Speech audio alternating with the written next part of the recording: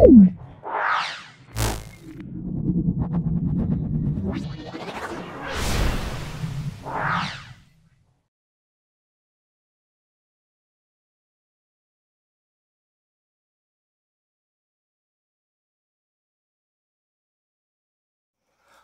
3 নম্বর স্কুলটা শৈলেন্দ্র শিরকর বিদ্যালয়, government sponsored. এর দুটো পার্ট আছে, দেখো ফিজিক্যাল সায়েন্স এবং লাইফ সায়েন্সের পোর্শন আছে। ভালো করে তোমরা দেখো ভিডিওটা, প্রত্যেকটা উত্তর বলছি, ভালো করে মিলিয়ে নাও। দেখো, বরফ গলনহীন তাপ সিজিএস পদ্ধতিতে আমরা বলবো 80 ক্যালোরি। সূর্য থেকে পৃথিবীতে তাপ আসে, সেটা বিকিরণ পদ্ধতিতে। জৈব অনুঘটক বা উৎসেচক সাধারণত প্রোটিনধর্মী হয়। তাপমোচী তাপমোচী বিক্রিয়া উষ্ণতা বৃদ্ধি পায়। কাঠকয়লা দহনের প্রয়োজনীয় প্রভাবক হলো তাপ। এরপরে দেখো, কোনটি তড়িতের পরিবাহী অথচ তড়িৎ বিশ্লেষণ নয়, সেটা আমরা পারদ বলবো। বজ্রপাতের সময় কোথায় থাকা নিরাপদ? এটা পাকা বাড়িতে। টিন এবং সীসা দিয়ে তৈরি ফিউজ তারের গলনাঙ্ক বিশুদ্ধ তামার গলনাঙ্কের থেকে কম হয়। বিশুদ্ধ প্রদত্ত কোন পদার্থটি খোলা হাওয়ায় ঊর্ধ্বপাতিত হয়? এটা হলো, মনে রাখবে, কঠিন কার্বন ডাইঅক্সাইড। কঠিন কার্বন ডাইঅক্সাইড খোলা বাতাসে ঊর্ধ্বপাতিত হয়। পারদের স্বাভাবিক স্ফুটনাঙ্ক এটা 357 ডিগ্রি সেন্টিগ্রেড। কোন জলকে সুপরিবাহী করতে ব্যবহার করা হয়? HCl ব্যবহার করে। জলকে সুপরিবাহী করতে ব্যবহার করা হয় HCl মেশালে জলটা কিন্তু সুপরিবাহী হয়। ভোল্টামিটারে জলের তড়িৎ বিশ্লেষণে তড়িৎ হিসেবে ব্যবহার করা হয়, সেটা হলো প্ল্যাটিনাম। কি ধরনের মেঘ সাধারণত বজ্রপাত ঘটায়? এটা আমরা টেক্সট বই 153 পেজে পাবো। বজ্রপাত ঘটায়, তাহলে দেখো, বজ্রবিদ্যুৎ ভরা ঝড়ের মেঘ। দেখো, এই ধরনের মেঘ সাধারণত বজ্রপাত সহ ঝড় বৃষ্টি ঘটায়। এর নাম হলো, দেখো, বজ্রবিদ্যুৎ ভরা ঝড়ের মেঘ। তারপরে চলে এসো, দেখো, জারণ ও বিজারণের প্রাকৃতিক উদাহরণ। এটা আমরা মরচে বলবো। জারণ ও বিজারণের প্রাকৃতিক উদাহরণ আমরা মরচে বলবো। একটি তাপগ্রাহী ভৌত পরিবর্তন, এটা আমরা বলবো হাতের স্পিড ঢালা বা ভিজে কাপড়ে সর্দি লেগে যাওয়া। এগুলো সব কিন্তু এর উদাহরণগুলো। হাতে স্পিড ঢালা বা ভিজে কাপড়ে সর্দি লেগে যাওয়া, এগুলির উদাহরণ। দেখো, সমযোজী তড়িৎযোজী দু ধরনের যৌগই আমার মধ্যে আছে। আমি জল, আমি তড়িৎদ্বার। ব্যাটারি ঋণাত্মক প্রান্তের সঙ্গে যুক্ত হয়ে আমি হলো ক্যাথোড। তড়িৎ বিশ্লেষণে সমপ্রভা বা ডিসি ব্যবহার করা হয়। উনুনের পাশে দাঁড়ালে আমাদের তাপ লাগে পরিচালন পদ্ধতির জন্য। এসআই পদ্ধতিতে আপেক্ষিক তাপ একক হলো জুল কেজি কেলভিন। তরল অবস্থায় তড়িৎ পরিবহন করে। তরল অবস্থায় কে তড়িৎ পরিবহন করে? দেখো, অবস্থায় দেখো গলিত এবং জলে, দেখো, তড়িৎ বিশ্লেষণের সময় গলিত পদার্থ বা দ্রবণের মধ্য দিয়ে তড়িৎ পরিবহন করে ক্যাটায়ন ও অ্যানায়নগুলো। তাহলে আমরা বলবো ক্যাটায়ন অ্যানায়ন। Cu2+, এটা হলো ক্যাথোডে জমা হয়। তারপরে দেখো, 3 দাগের প্রশ্ন, শীতকালে আমরা উলের পোশাক পরি কেন? দেখে নাও, শীতকালে আমরা উলের পোশাক পরি কেন? দেখো, শীতকালে পশম বা উল ব্যবহার করা হয়। উল বা পশমের তৈরি জামা কাপড়ের আঁশগুলি ফাঁকে ফাঁকে বায়ু আবদ্ধ থাকে এবং বায়ু তাপের কুপরিবাহী বলে দেহের তাপ বাইরের তাপ ভেতরে আসতে পারে না, ফলে কি হচ্ছে, দেহটা গরম থাকে। দেখে নাও ভালো করে, এটা আমরা 67 পাবো। তোমার কাছে গরম খাবার অনেকক্ষণ ধরে গরম রাখার পাত্র যেমন ফ্লাস্ক নেই, অথচ তুমি অনেকক্ষণ ধরে খেতে চাও, তুমি কি করবে? ওই পাত্রটাকে শুকনো কাপড় বা তুলো দিয়ে তার চারপাশটা ঢেকে দিতে হবে। শুকনো কাপড় এবং তুলো দিয়ে চারপাশ ঢেকে দিলে তাহলে কিন্তু ওই খাবারটা অনেকক্ষণ গরম থাকবে। তারপরে দেখো, খেলনা বন্দুকের ক্যাপ ফাটানোর সময় রাসায়নিক বিক্রিয়ার প্রভাবটি কি? কারণ জোরে আঘাত পেয়ে ক্যাপের ওপরে বল চাপ প্রয়োগ হয় এবং এর ফলে রাসায়নিক বিক্রিয়া ঘটে, শব্দ, তাপ, আলো উৎপন্ন হয়। তাহলে কি বলবো? প্রথম হলো খেলনার ক্যাপের ওপরে চাপ প্রয়োগ হয়, চাপ প্রয়োগের ফলে ওটার জোরে আঘাত করে চাপ প্রয়োগ করতে হয়, এর ফলে কি হয়, এর রাসায়নিক বিক্রিয়া ঘটে, ফলে তিনটে উৎপন্ন হয়। একটা হলো শব্দ, আলো, তাপ উৎপন্ন হবে। এটা হলো এখানে চাপই হলো রাসায়নিক প্রভাব। রাসায়নিক প্রভাবকের নাম কি আমরা বলবো? চাপ বলবো, চাপ। অনুঘটক দেখে নাও, অনুঘটক কাকে বলে উদাহরণ দিতে বলছে। অনুঘটক যেসব পদার্থ রাসায়নিক বিক্রিয়ায় বেগ বাড়ায় তাদেরকে আমরা কি বলবো? অনুঘটক বলবো। উদাহরণ দেখো, উদাহরণ আমরা অনুঘটক হিসাবে কাজ করবে, দেখে না MnO2 অনুঘটক। বায়ুতে তড়িৎ প্রবাহ হয় কেন? আমরা এটা 152 পেজে পাবো। আকাশ এবং ভূপৃষ্ঠের মধ্যে প্রায় 4 লাখ বৃহৎ পার্থক্য থাকে এবং উপরের আকাশ ভূপৃষ্ঠের বৃহৎ পার্থক্য থাকার জন্য তড়িৎ প্রবাহ চলে। বায়ুতে থাকা বিভিন্ন রকম আয়ন এবং আধানগুলো সূক্ষ্ম কণা, এরা কিন্তু তড়িৎ প্রবাহ ঘটাতে সাহায্য করে। এটাই বললে হবে। তাহলে আকাশ এবং ভূপৃষ্ঠের মধ্যে বৃহৎ পার্থক্য 4 লাখ ভোল্ট থাকে। উপরের আকাশ ভূপৃষ্ঠে বৃহৎ পার্থক্য থাকার জন্য তড়িৎ প্রবাহ ঘটে। এখানে যে সাহায্য করে, বায়ুতে থাকা আয়ন আধানযুক্ত সূক্ষ্ম কণা তড়িৎ প্রবাহ সাহায্য করে। আমরা টেক্সট বই 152 পাবো। লোহার মরচে ধরা একটি অবাঞ্ছিত জারণ বিজারণ প্রক্রিয়া ব্যাখ্যা করতে বলছে। খেলনা বন্দুকের ক্যাপ ফাটানোর ক্ষেত্রে রাসায়নিক প্রভাব কি?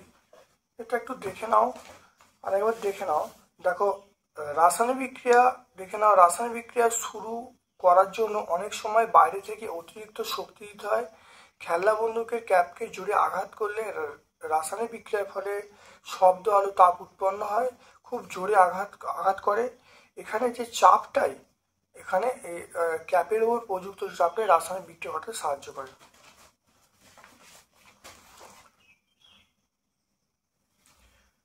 এটা সহায়িকা আমরা কত পাবো? সহায়িকা 152 পেজে পাবো। চলে এসো, লোহার মরচে পড়া একটি অবাঞ্ছিত জারণ বিজারণ প্রক্রিয়া। দেখে নাও, আমরা এটা বলতে পারি। 17 প্রশ্ন দেখে নাও, লোহার ওপরে মরচে পড়া জারণ বিজারণ প্রক্রিয়া, এটা আমরা এখান থেকে বলে দিতে পারি। দেখে নাও, এখানে যে পয়েন্টটা আছে, তাহলে পেজ নাম্বার 171 বলতে পারি।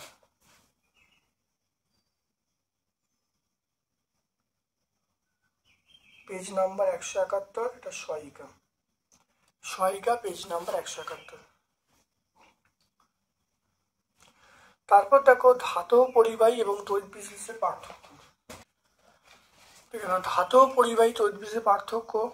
ধাতব পরিবাহী যখন তড়িৎ পরিবহন করে, পরিবহনের সাহায্যে ইলেকট্রন, আর তড়িৎ বিশ্লেষণের ক্ষেত্রে অ্যানায়ন ক্যাটায়ন তড়িৎ পরিবহন করে।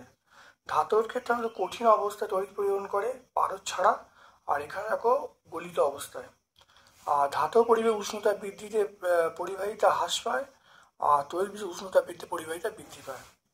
এটা আমরা সহায়িকা 185 পেজে পাবো।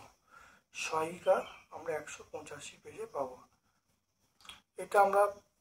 এটা সহায়িকা 171, এটা সহায়িকা 171। তারপরে দেখো, লাইফ সায়েন্সের পোর্শনে চলে এসো, একটি প্রোটোজোয়া দ্বারা আক্রান্ত রোগের নাম।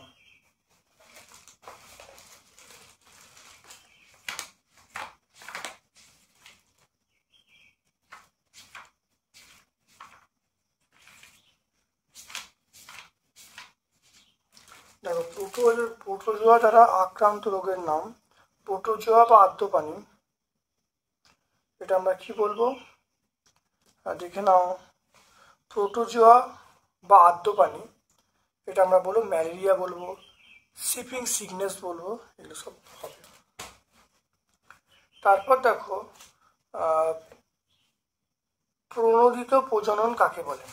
এখান থেকে এটা বলে দেবে যে যে প্রক্রিয়ায় সুস্থ এবং সবল স্ত্রী মাছের জন্য দুটো সুস্থ সবল পুরুষ মাছ নেওয়া হয়। এবার এখানে দেখো মাছের মানুষের মাথার মতোই একটা অন্তরক গ্রন্থি পিটুইটারি থাকে। ওই পিটুইটারি গ্রন্থির নির্যাস নিয়ে বাছাই করা মাছ ইঞ্জেকশন দেওয়া হয়, এবং পুরুষ এবং স্ত্রী মাছ এই যে ইঞ্জেকশন দেওয়া হচ্ছে একেই বলা হচ্ছে প্রণোদিত প্রজনন। তাহলে যে প্রক্রিয়ায় এই পিটুইটারি গ্রন্থির নির্যাস নিয়ে ওই স্ত্রী মাছেদের প্রজনন ঘটানো হয় তাকে বলা হচ্ছে প্রণোদিত প্রজনন। এটা মনে রাখবে, প্রণোদিত প্রজনন হলো প্রণোদিত প্রজনন। এটা আমরা টেক্সট বই 216 পাবো। তারপর দেখো যক্ষা রোগের জন্য দায়ী ব্যাকটেরিয়ার নাম কি? ব্যাকটেরিয়ার নাম এটা বলো মাইক্রোব্যাকটেরিয়াম টিউবারকুলোসিস। পেস্ট কাদের বলে উদাহরণ দিতে বলছে। দেখো পেস্ট বলতে ইঁদুর, বিভিন্ন পোকামাকড় যেগুলো ফসল খেয়ে নেয় তাদের আমরা পেস্ট বলবো। তাহলে এর উদাহরণ এর মধ্যেই আছে। এরপর চলে এসো 2 দাগের এইডস রোগের জন্য দায়ী ভাইরাসটির নাম। এটা HIV। দেখো ভাইরাসটির নাম আমরা বলবো HIV। তারপর দেখো চায়ে উপস্থিত ড্যাশ এবং ড্যাশ স্নায়ুকে উদ্দীপিত করে।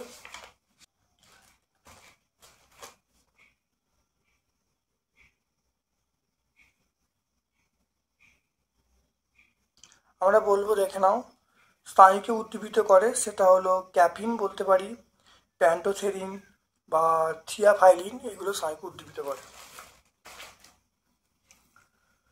তারপর দেখো ড্যাশ ড্যাশ ইঁদুর জাতীয় পানিতে দমন করতে সাহায্য করে। জিঙ্ক সালফাইড এবং ওয়ারফেরিন ইঁদুর পানি দমন করতে হবে, এইটা বলবো। তাহলে জিঙ্ক সালফাইড এবং ওয়ারফেরিন।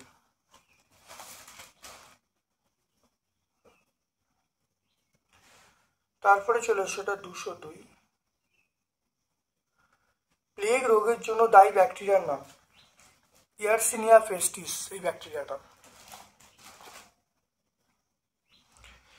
ড্যাশ এবং ড্যাশ হলো দুটো বহিরাগত কার্পের উদাহরণ। দেখে নাও, সেটা আমরা গ্রাস ক্রাব বলবো, ঘেঁষুরুই বলবো, কমন কার্প বলবো, এগুলো। তিনের প্রশ্নে চলে এসো, রানী পুরুষ শ্রমিক মৌমাছির একটি করে কাজ লিখতে বলছে।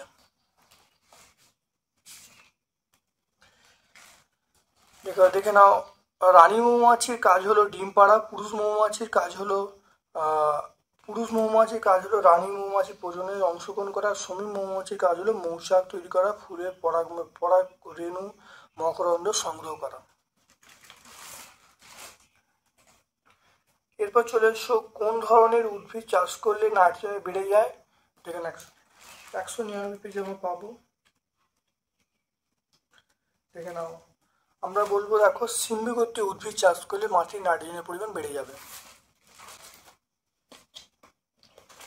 দেখো তারপর দেখো মেজর কার্প এবং মাইনর কার্পের পার্থক্য, পেজ নাম্বার 215। দেখে নাও, মেজর কার্প মাইনর কার্প পার্থক্য। মেজর কার্প আকারে বড়, মাইনর কার্প আকারে ছোট। মেজর কার্প তাড়াতাড়ি বড় হয় আর মাইনর কার্প আস্তে আস্তে বড় হয়। মেজর কার্পের দেখো ব্যবসায়িক দিক থেকে এটা চাহিদা খুব বেশি, এর অনেক চাহিদা কম। মেজর কার্প উদাহরণ আমরা বলবো রুই, কাতলা, মৃগেল। আর মাইনর কার্প বলবো বাটা, রুই, পুঁটি। মিশ্র মাছ চাষ এবং নিবিড় মৎস্য চাষ কাকে বলে? 16 থেকে পেয়ে যাবো। দেখো মিশ্র মৎস্য চাষ অর্থাৎ দেশি এবং বিদেশি মাছ চাষ করাকে আমরা মিশ্র মৎস্য চাষ বলবো। দেখে নাও, এই মিশ্র মৎস্য পদ্ধতিতে একই পুকুরে রুই, কাতলা, মৃগেল, দেখো এই মিশ্র মৎস্য চাষে আমরা কি করি, যে এই পদ্ধতির মাধ্যমে একই পুকুরে কেবল কাতলা, রুই, মৃগেল মিলে চাষ করা হয়। আবার বেশি সময়ে আবার দেখা যায় অনেক সময় দেশি এবং বিদেশি দুই ধরনের মাছ চাষ করা হয়। এক্ষেত্রে দেখা যায় যে মাছের উৎপাদনটা বেড়ে যায়। এই চাষ করাকে আমরা কি বলবো? তাহলে এই ধরনের চাষ করাকে আমরা কি বলবো? মিশ্র মৎস্য বলবো। আর তিন ধরনের কার্পের সঙ্গে তিন ধরনের কার্পেট যে তাকে আমরা নিবিড় মৎস্য চাষ বলবো। তাহলে এখানে দেখে নাও, তাহলে একটু দেখে নাও এখানে, তাহলে দুই ধরনের মাছের, তাহলে এখানে দেখে নাও, তাহলে এক্ষেত্রে দেখা যায় যে মাছের উৎপাদন বেড়ে যায়। তাহলে তিন ধরনের দেশি মাছের সঙ্গে একই পুকুরে, তাহলে তিন ধরনের দেশি মাছের সঙ্গে একই পুকুরে চাষ করাকে আমরা মিশ্র চাষ বলবো। আর তিন ধরনের মাছের সঙ্গে বিদেশি মৎস্য চাষ করাকে নিবিড় মৎস্য চাষ বলবো। দেখে নাও ভালো করে।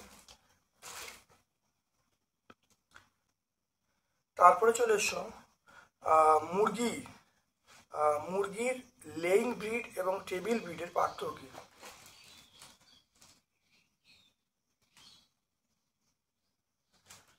দেখো লেইং ব্রিড মানে শুধুমাত্র ডিম দেবে। আর টেবিল ব্রিড মানে এখানে দেখো অধিক পরিমাণে মাংস দেবে। তাহলে ডিম দেবে এটা হলো লেঘর্ন, আর মাংস দেবে আমরা বলবো ব্রাহ্মা কোচিন বলবো। এরপরে চলে এসো 4-1 ম্যালেরিয়া রোগের ওপর একটি টিকা লিখতে বলছে।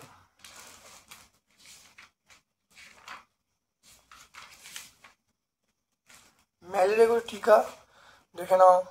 ম্যালেরিয়া রোগের অর্থ হলো খারাপ বায়ু।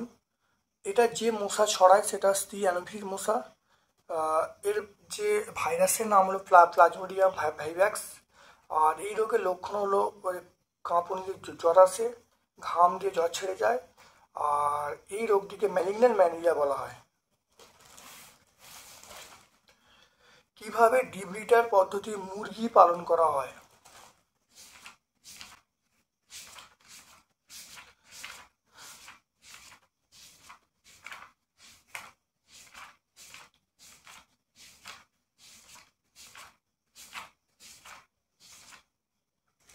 দেখো ডিপ লিটার পদ্ধতি মুরগি পালন করা হয়, এটা অনেক আগে হয়েছে। তোমরা দেখো এখানে লিটার পেয়ে যাবে, তারপরে এখানে তোমরা ডিপ লিটার পেয়ে যাবে। এটা ছোটো করে গুছিয়ে বলে দিলেই তোমার হয়ে যাবে। তাহলে আমরা কি বলবো? প্রথমে বিচালি, কাঠের গুঁড়া, শুকনো পাতা, ধান, তুলবীজ, জবের তুষ এবং আমের খোসা দিয়ে যে সজ্জা তৈরি করা হয় তাকে লিটার বলে। কাঠের গুঁড়ো ছড়িয়ে তার উপর খড় বিছানো হয়। তারপরে জিনিসগুলো 10 থেকে 15 সেমি পুরো নতুন লিটার তৈরি করা হয়। মুরগিরা থাকতে আরম্ভ করলে ওই লিটারে মুরগির মল ভালোভাবে মিশে যায় এবং পুরো লিটারের উপরে নতুন প্রায় 5 সেন্টিমিটার পুরো লিটার পাতা হয়। মোটামুটি 20 সেন্টিমিটার স্থায়ী সম্পন্ন হয়। এবং তারপর দেখো ডিপ লিটার ঘরের দেয়ালের বাইরে খাবার এবং জলের পাত্রে এমনভাবে রাখা থাকে যাতে মুরগি ঘরের ভিতরে শিকড়ের ফাঁক দিয়ে মাথা গুলিয়ে খাবার ও জল খেতে পারে। এবং এই ঘরের আবার ডিম পাড়ার জন্য বাসা বসানো থাকে, মুরগির এই বাসায় ডিম পাড়ে। দেখতে পেলে? তাহলে এটা সবটা একটু উত্তরটা বড় হবে, কিন্তু পারফেক্ট উত্তর এমনভাবে লেখা যাবে। তাহলে 3 নম্বর স্কুলটা আমরা সম্পূর্ণ সলভ করলাম। আশা করি বুঝতে পেরেছো। আমার পক্ষ থেকে সকলকে ধন্যবাদ এবং শুভকামনা জানাচ্ছি।